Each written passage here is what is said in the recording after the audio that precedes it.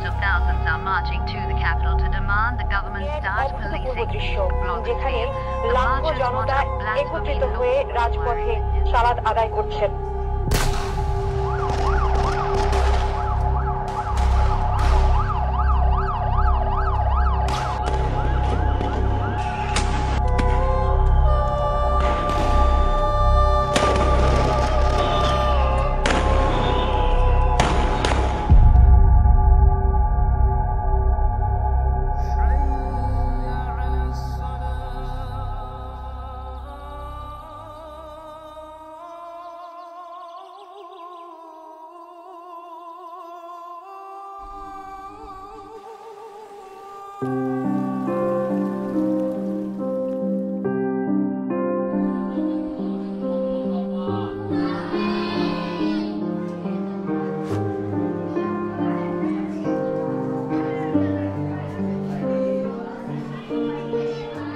আমাদের যে শিক্ষা ব্যবস্থা বাংলাদেশের, এটা আমরা সবাই জানি যে এটা খুবই ডিপলি ডিভাইডেড একটা শিক্ষা ব্যবস্থা। নর্মাল যে শিক্ষা ব্যবস্থাটা বাংলা মিডিয়ামে বড় একটা অংশ পড়াশোনা করতেছে, পাশাপাশি আরবি মিডিয়াম আছে। তো এই যে কওমি মাদ্রাসা, আলিয়া মাদ্রাসা এবং এই যে আমরা জেনারেল যেটা বলতেছি, এই যে আমাদের যে ডিভাইডেড শিক্ষা ব্যবস্থা, এগুলো আছে, এগুলোরই বাই প্রোডাক্ট আসলে। কওমি মাদ্রাসা তো একদম সরকার থেকে সম্পূর্ণ বিপরীতে গিয়ে মানুষের টাকা পয়সা নিয়ে মানুষের কাছে জবাবদিহিতার জায়গা থেকে মাদ্রাসাগুলো গড়ে ওঠে আর কি। এবং এর পেছনে একটা বড় কারণ ছিল হচ্ছে ইসলামকে রক্ষা।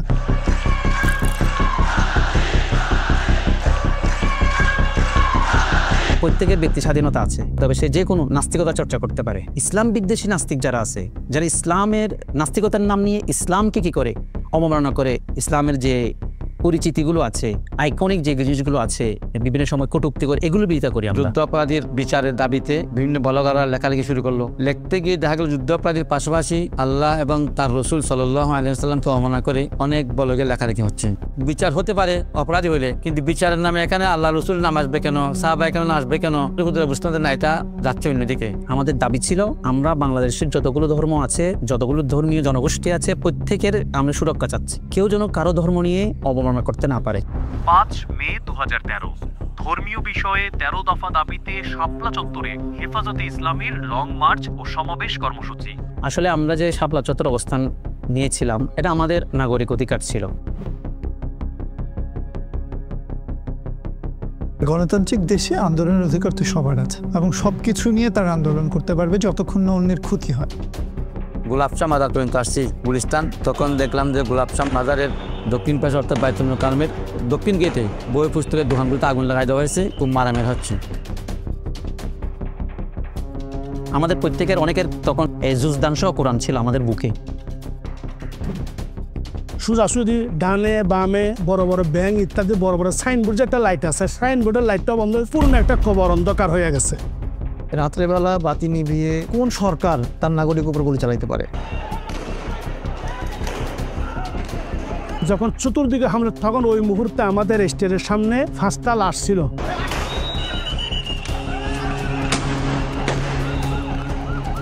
রক্তগুলো টপ টপ পড়তে শরীর দেখে অনেকে ওই রক্তগুলো নিয়ে শহীদের রক্ত হিসেবে গায়ে মাখতেছে, সাদা জুব্বা মাখতেছে।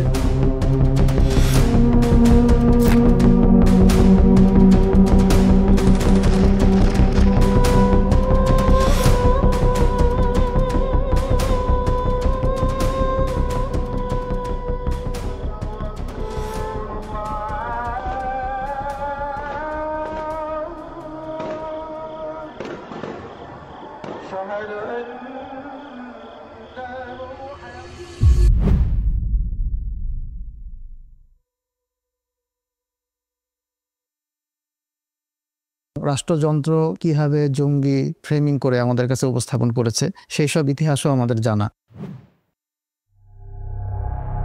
এই যে জনগণের উপরে যে নির্মম হত্যাযজ্ঞ, এবং এই যজ্ঞের মাধ্যমেই কিন্তু শেখ হাসিনা পরবর্তীতে তার পলিটিক্যাল অপোনেন্টদেরকে একেবারে হোলসেল দমন করার যেই লাইসেন্স, এটা কিন্তু সে পেয়ে যায়। শেষ পর্যন্ত আমরা যে চিত্রটা দেখি, হেফাজতকে একটা স্টেটমেন্ট পর্যন্ত 6 তারিখে দিতে দেওয়া হয়নি। পরবর্তী যে সময়টা, সে সময় আমরা আমাদের ওস্তাদদের প্রতি প্রচণ্ড আস্থাহীনতায় ভুগেছি। আমাদের যারা শাহাদাত বরণ করেছে তাদের হিসাবেই আমরা খুঁজে পাইনি একটা দীর্ঘ সময়।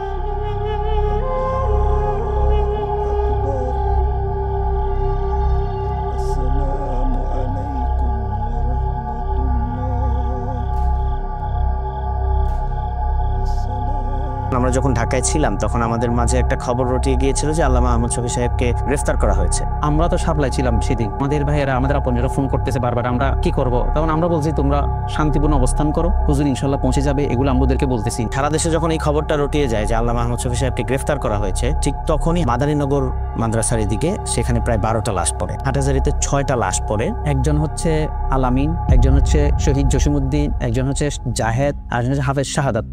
শাহাদাত গুলি খাওয়ার পর নাকি এখানে হাটহাজারী মাদ্রাসার সামনে যে খুঁটি ছিল ওইখানে নাকি গুলিবিদ্ধ হয়েছে, ওখান থেকে হাটহাজারী মেডিকেলে নিছে, ওখানে চিকিৎসা দেয় নাই।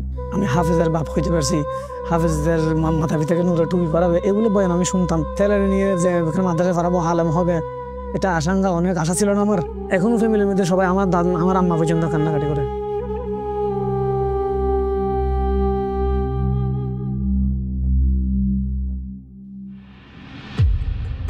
2013 সালে শাপলা চত্বর হত্যাকাণ্ডের পর যে বাস্তবতার ভেতর দিয়ে আমরা গিয়েছি, তখন আসলে তালিকা তৈরি করার মতো কোনো অবস্থায় ছিল না। আমরা দেখেছি যে যখন অধিকারের পক্ষ থেকে একটি তালিকা প্রকাশ করা হলো, সেই তালিকার উপর ভিত্তি করে অধিকারের আদিলুর রহমান সাহেবের উপর কি পরিমাণ টর্চার হয়েছিল, সেই জায়গা থেকে আসলে তালিকা তৈরির বিষয়টা বাস্তবতা বিবর্জিত ছিল, সেটা সম্ভব ছিল না। হাসিনা তখন বুঝতে পেরেছিল যে কওমি মাদ্রাসার ছাত্রদের এই আন্দোলন 2013 সালের স্বতঃস্ফূর্ত এই আন্দোলন মুসলমানদেরকে আপামর জনতাকেও তারা ইনভলভ করতে পেরেছিল। সেটা শুধুমাত্র রাজনৈতিক কারণে হয় নাই, তো এর পেছনে একটা সামাজিক প্রেক্ষাপট ছিল। সেই সামাজিক জায়গা থেকে এমন একটা টুল ব্যবহার করতে হবে যেটাকে আসলে কওমি মাদ্রাসার ছাত্রদের, শিক্ষার্থীদের স্বার্থ সংশ্লিষ্ট বিষয়ের সাথে যায়। আমাদেরকে সরকার যদিও একটি কওমি শিক্ষার্থীর একটা সমান মর্যাদার একটি সার্টিফিকেট দিয়েছে, কিন্তু সেটাও কোনো কাজের না। এমনকি ধর্ম মন্ত্রণালয়ে গিয়ে দেখবেন যে ওখানে লেখা আছে যেখানে দাওরা হাদিস মাস্টার্সের কোনো সনদ সত্যায়িত করা হয় না। এই যে মাস্টার্সের মান সে দিল, এই মাস্টার্সের মান দিয়ে গভর্নমেন্ট নিশ্চয়ই জানে যে সে এটা দিয়ে কিছু করতে পারবে না, সেটা দিয়ে না কোথাও সরকারি চাকরিতে অ্যাপ্লাই করতে পারবে। বিসিএস টিসিএস দেওয়া এগুলো তো বহুত দূর কি বা। আমাদের তো সনদই নেই, রাষ্ট্রের কোনো কাজে আমরা সরাসরি কন্ট্রিবিউট করেও কোনো সুযোগ আমাদের কখনো ছিল না। পবিত্র কোরআনে 26টি আয়াত বাতিল চেয়ে ভারতের উচ্চ আদালতে একটি রিট করা হয়েছে। রিটটি করেছেন উত্তরপ্রদেশ রাজ্য শিয়া ওয়াকফ বোর্ডের সাবেক চেয়ারম্যান ওয়াসিম রিজভী। ভারতের হাইকোর্টে একটা পিটিশন দায়ের করেছিল। সারা পৃথিবীতে তাদের এই সিদ্ধান্তের বিরুদ্ধে ব্যাপক উত্তাল আন্দোলন হয়েছিল।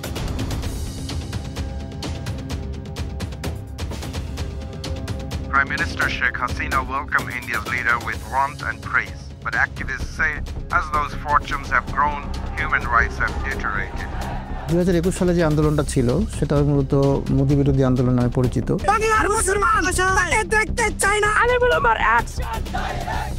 তিনি এমন একজন মানুষ যার হাতে মুসলমানদের রক্ত লেগে আছে। একমাত্র আন্দোলন ছিল নরেন্দ্র মোদী বাংলাদেশে আসতে পারবে না, কারণ সে একজন মুসলমান হত্যাকারী। তিনি তো আগাগোড়া একজন সাম্প্রদায়িক মানুষ, আর 71-এর চেতনা হলো অসাম্প্রদায়িক। যেদিন আন্দোলনটা শুরু হয়েছিল সেদিন কিন্তু হেফাজতে ইসলামের কোনো কর্মসূচি ছিল না। পূর্ব ঘোষিত কোনো কর্মসূচি ছাড়াই মানুষের ভেতরে যে পুঞ্জীভূত ক্ষোভ ছিল, সেই জায়গা থেকেই বাইতুল মুকাররমে মুসল্লিরা নেমে আসে। প্রথমত বাইতুল মুকাররমে শান্তিপূর্ণ প্রতিবাদ করা হয়েছিল, সেখানে লাঠিচার্জ করা হলো ছাত্রলীগের কর্মীরা, লাঠিচার্জ করা হলো মসজিদের ভিতরে।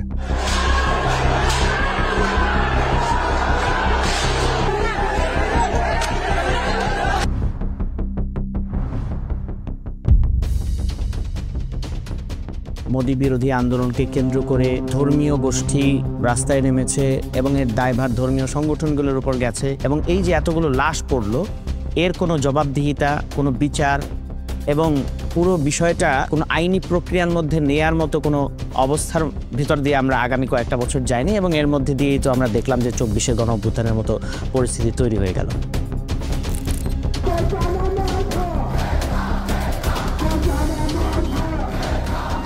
আমি একজন মুক্তিযোদ্ধার সন্তান। মুক্তিযোদ্ধার সন্তান, নাতিপুতিরা কেউ মেধাবী নেই, রাজাকারের বাচ্চারা নাতিপুতি হলো মেধাবী, তাই না? ছোটবেলা থেকেই শুধুমাত্র দাড়ি টুপি থাকার কারণে রাষ্ট্র আমাকে আলাদা লেন্সে দেখার একটা প্রবণতা আমি লক্ষ্য করতে পারলাম।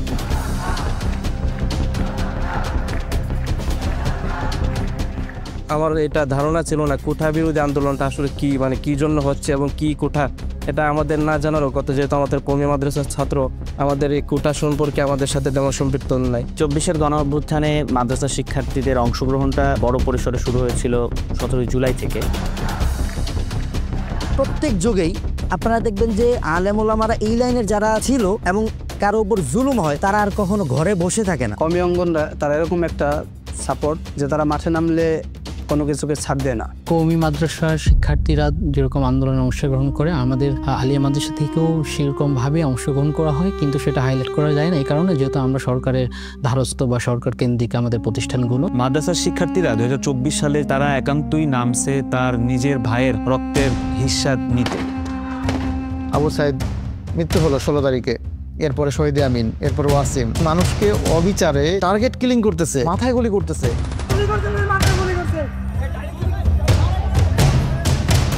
শহীদের সংখ্যা বাড়তেই থাকলো এবং শহীদের সংখ্যা বাড়তে বাড়তে বাড়তে সেটা গণহত্যায় রূপান্তরিত হলো। তখন আমরা মনে করছি যে এটা আর কোটা আন্দোলনের সীমাবদ্ধ নয়, এটা একটা জুলুম ভার্সেস মজলুমের একটা যুদ্ধের পর্যায়ে চলে গেছে। বৈষম্য বিরোধী কওমি ছাত্র আন্দোলন এর তীব্র নিন্দা জানাচ্ছি। এইভাবে আমি মাদ্রাসায় পড়ে থাকলে হবে না, এই ছাত্রদের পাশে দাঁড়ানো দরকার এবং তাদেরকে সহযোগিতা করা দরকার। কিন্তু আমার এটা একটা চিন্তাধারা ছিল সবসময় যে হয়তো একটা সময় আমরা যদি এভাবে সকলেই নামি, মাদ্রাসার ছাত্ররা নামতেছে, স্কুল কলেজের ছাত্ররা নামতেছে, সাধারণ মানুষ নামতেছে, তাহলে হয়তো একটা সময় আমাদের দাবিগুলো, সাধারণ ছাত্র জনতার দাবিগুলো মেনে নেবে আর মারবে না। হঠাৎ করে আমার হাতে জানি কেমন কোন জায়গা থেকে কীভাবে আমি বুঝতে পারলাম না, আমার হাতে একটা বুলেট লেগে গেল। আমার হাতে হঠাৎ করে কীভাবে যে গুলিটা লাগলো আমি বুঝলাম, আমার মনে হয়েছে যে কেউ কূপ দিয়ে আমার হাতটা ফেলে দিছে। এই অবস্থায় দেখতেছি যে ছাত্রলীগের প্রায় 50-60 জন আছে, হাসপাতালের উপর আক্রমণ করছে। তো এই সময় যে ডাক্তার নার্সরা যে ভূমিকাটা পালন করছেন, আসলে এই আন্দোলনে প্রত্যেকের ভূমিকা ছিল। ওনারা যে কাজটা করছেন এটা দেখার পরে আমার সেই সময় আমি দেখতেছি আর চোখে পানি পড়তেছিল যে ডাক্তাররা, কিছু ডাক্তার আর ওয়ার্ড বয় নার্স যারা ছিল তারা হাঁটু গেড়ে বসে তাদের কাছে মাপ চাচ্ছে। এদেরকে আর মাইরেন না, এদেরকে ছেড়ে দেন, এরা মরা, এরকম ভাই মাপ চাচ্ছে ওরা। আমি তখন বলতেছি যে আসলে ওরা মানে এই সময়টার কথা আমি বলতে পারি না আসলে যে এরা কতটুক মানে জালিম হলে তারা এই কাজগুলো করতে পারে, কতটুকু মানে তাদের সাথে আমাদের বিরোধিতাটা কী ছিল, আমরা তাদেরকে কি ক্ষতি করছিলাম। সবচাইতে ধ্বংসযোগ্য মানুষের উপর নিপীড়ন যেটা হয়েছিল 4 তারিখ এবং 5 তারিখ। মাদ্রাসা শিক্ষার্থীদের আসলে কি পরিমাণ অংশগ্রহণ ছিল? প্রায় 102 জন আলেম শিক্ষার্থী, মাদ্রাসা শিক্ষার্থী এই জুলাই গণ অভ্যুত্থানে শহীদ হয়েছে। সাদা আলখাল্লা পরা ব্যক্তি যাকে পেটানোর পর গুলি করা হয় তার নাম খুবাইব আহমেদ। পরিবারের তথ্য মতে তার বয়স 24, তিনি মাদ্রাসার ছাত্র। আমার নাম আপনারা খুবাইব রাখছেন। হযরত খুবাইব তো শহীদ হয়েছে, বুখারী শরীফের রওয়ায়া। তা মামনা আমার লাগা দোয়া করেন, মা দোয়া তো কবুল হয়, আল্লাহ নিয়ে আমার শহীদ করে। মোহাম্মদ শহীদ আরাফাত, তার বড় ভাই আমি হাসান আলী। সে একজন মাদ্রাসার স্টুডেন্ট ছিল। আমরা 2 ভাই 1 বোন। আমার বাবা এই রিক্সা চালিয়ে তাদের সম্পূর্ণ ফ্যামিলি খরচ ওরাই পরিপূর্ণ হয়ে উঠতো না। সেই ক্ষেত্রে তার জীবনটা খুব কষ্টেই কেটেছে।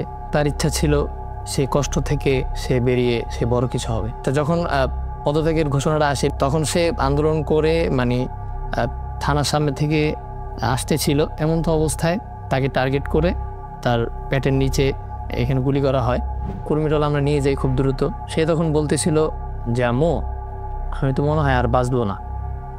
ও মারা যায়। তার 2 দিন আগে আমি ওর সাথে ছিলাম, তখন সে কষ্টে এই কথা বলতেছিল যে ভাইয়া আমার আর ভালো লাগতেছে না, আমার যদি হায়াত থাকে তারা যেন আল্লাহ সুস্থ করে দেয়, আর না হলে যেন আল্লাহ আমাকে নিয়ে যায়। মানে এত কষ্ট পাচ্ছিল সে। এবং সে তার 2 দিন পরে সে আবার হচ্ছে লাইফ সাপোর্টে নিয়ে যায় তাকে। তার কিছুদিন পরে মারা যায়।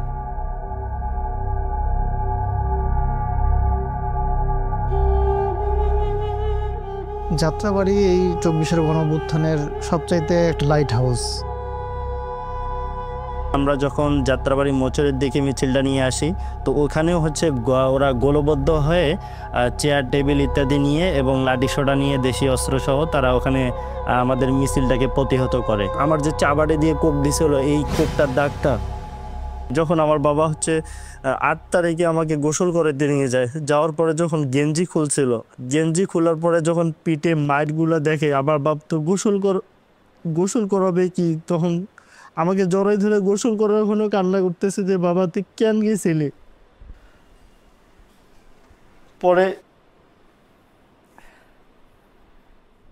5 তারিখেও সকাল 10টা 11টা পর্যন্ত মাদ্রাসায় ছিলাম। ওই দিন আমাদের একটা প্রোগ্রাম ছিল 12:30 বাজে। ওই সময়ে খবর আসলো যে কাজলায় প্রচুর গোলাগুলি হচ্ছে।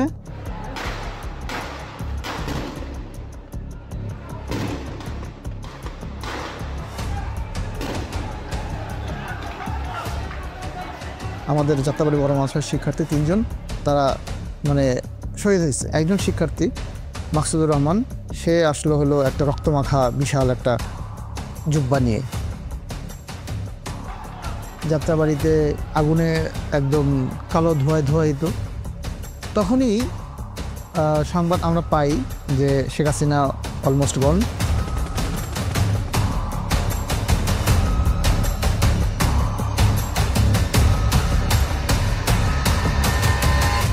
এরপরে যখন আমরা সায়দাবাদে পৌঁছলাম তখন আবার খবর আসলো যে আবার ফায়ার হচ্ছে। ওই সময় শেখ হাসিনা পদত্যাগ করেছিল শুনেছিলাম, তখন পুলিশরা অতর্কিত আমাদের উপর হামলা করছে, তখন ব্রাশ ফায়ার করছে ভিতর থেকে গুলি করার পর ওনারা গেট থেকে বেরিয়ে আসছে। তখন আমরা ছিলাম থানার একবারে সামনে। ওই সময় যারা একটু পিছনে ছিল ওনারা সরে যেতে পারছে, আমরা সরে যেতে পারিনি। তখন আমাদের উপর এরকমভাবে গুলি করছে যা বলার মতো না। আমার চোখের সামনে যে লাশগুলো দেখছি, ওই সময় মৃত্যুর একটা প্রস্তুতি নিয়ে নিয়েছিলাম, হয়তো মৃত্যু হবে নয়তো বাঁচব।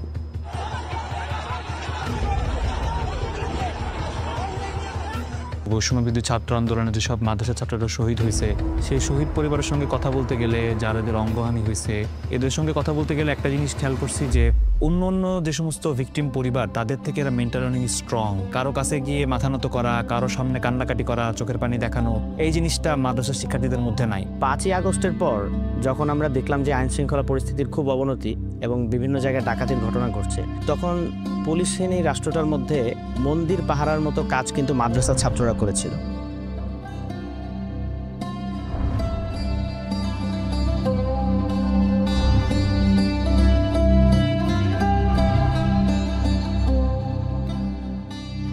এবং ট্রাফিক কন্ট্রোলিং থেকে নিয়ে শুরু করে পরবর্তীতে বন্যার যে বিপর্যয় তৈরি হলো বাংলাদেশে, সেই বিপর্যয়ের পরে সাধারণ জনগণ, আপামর জনতা, সর্বস্তরের জনগণ যেমনিভাবে এই বন্যা পরিস্থিতিকে মোকাবেলায় একসাথে কাজ করলো, মাদ্রাসা শিক্ষার্থীরাও তাদের জায়গা থেকে সর্বাত্মকভাবে এই কার্যক্রমে অংশগ্রহণ করেছে। জুলাই আগস্টের আন্দোলনকে দেয়ালে দেয়ালে ধারণ করে রাখতে শিক্ষার্থীরা যেমনিভাবে তাদের ভাষাগুলো লিখে রাখছিল, সেই জায়গা থেকেও কিন্তু মাদ্রাসা শিক্ষার্থীরা পিছিয়ে ছিল না। তারা কিন্তু তাদের মতো করে তাদের যে ক্যালিগ্রাফিক দক্ষতা, সেটাকে কিন্তু গ্রাফিতির ভাষায় বিভিন্ন দেয়ালে অঙ্কন করে রাখছিল। আমাদের সমাজে যে একটা ট্যাবু ছিল যে মাদ্রাসা শিক্ষার্থীরা রং তুলির সাথে কোনো সম্পর্ক রাখে না, সেই ট্যাবুকেও কিন্তু 5ই আগস্টের পর শিক্ষার্থীরা ভেঙে দিয়েছে এবং তারাও যে মূলধারায় বিপ্লবের ভাষা তাদের মতো করে লিখতে জানে, তারা কিন্তু সেটা প্রমাণ করে দেখিয়েছে। শাহবাগের শাপলার বাইনারি ভেঙে যাওয়া এবং এটার প্রেক্ষিতেই কিন্তু জুলাই অভ্যুত্থানটা সফল হয়েছে। কেউ আলাদাভাবে কোশ্চেন তুলে নেই যে কে হেফাজতপন্থী, কে শাহবাগপন্থী। যে কোনো পরিস্থিতির সমাধানের জন্য যেটা দরকার সেটা হলো পক্ষগুলির ভালো নিয়ত, এখলাস যেটাকে বলে। এই এখলাসের যদি না থাকে তাহলে আপনি আসলে দ্বন্দ্বগুলি মীমাংসা করতে পারবেন না। এত বড় একটা জনগোষ্ঠীকে বাইরে রেখে, আদার করে, বিচ্ছিন্ন করে আপনি একটা সমৃদ্ধ দেশটা তৈরি করতে পারবেন না। সাদা জুব্বা পরিহিত শুভ্র সফেদ নিষ্পাপ মাদ্রাসার শিক্ষার্থীরা, তালবে এলেমরা 2013 সালে, 2021 সালে এবং 2024 সালেও গণ অভ্যুত্থানে তাদের যে সাদা জুব্বা রক্তে রঞ্জিত করার মাধ্যমে, লাল করার মাধ্যমে আমাদেরকে এই বার্তাটাই দিছে যে শহীদদের কাতারে সবাই সমান।